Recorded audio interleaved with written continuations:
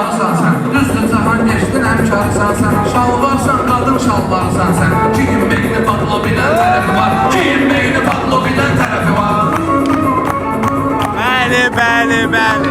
Olsun, kəlləyinə həmkar olan olsun. Qadın şalvarı dar olan olsun. Kəhriyanın da çox dənən tərəfi var. Kəhriyanın da çox dənən tərəfi var. Hər birinin xoş Ailədən dinləmək, Quran cavab verəm sənə. Utanmırsan şalvar deyil mənə. Ama utanmır şalvar deyil mənə. Kalboktadır süzüldən tərəfi var. bu kalboktadır, süzündən tərəfi var.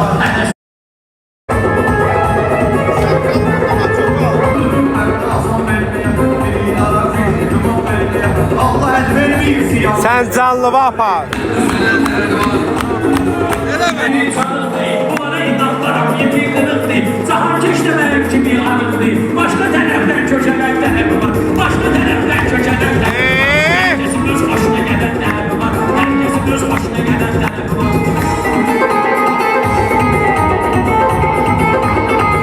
Gəl ya. Deyib otururam oturacaqla. Kəhriyanı salmışam öz maraqla.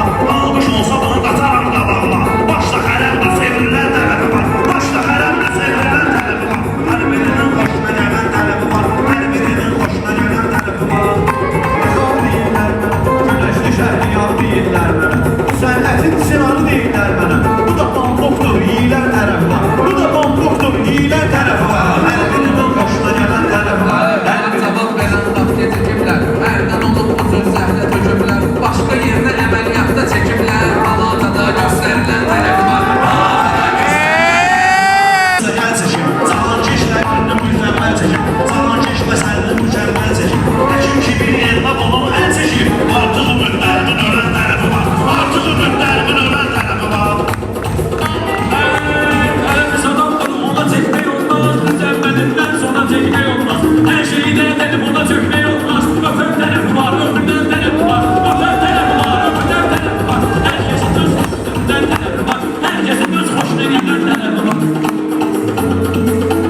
18. Kızıyam sevilmə, qadın kimi qeybət edib deyinmə. Çox vaxtlısı giyini yüklü giyinmə. Görən gözlərin bərələn tərəfi var. Görən gözlərin bərələn tərəfi var.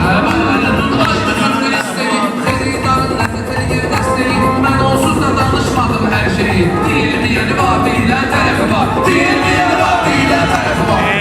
Şimdi deyərlər səni, bugün silahla indirmisən məni. Ruslan hansı toyda döyürlər səni. Biraz burnumun əylən tərəfi var. Biraz burnumun əylən tərəfi var. Gelmişin adın olsun. Beyhanı da dedi ki, adın olsun. İnşallah bir oğlu. Salam Məryəm. Sen yine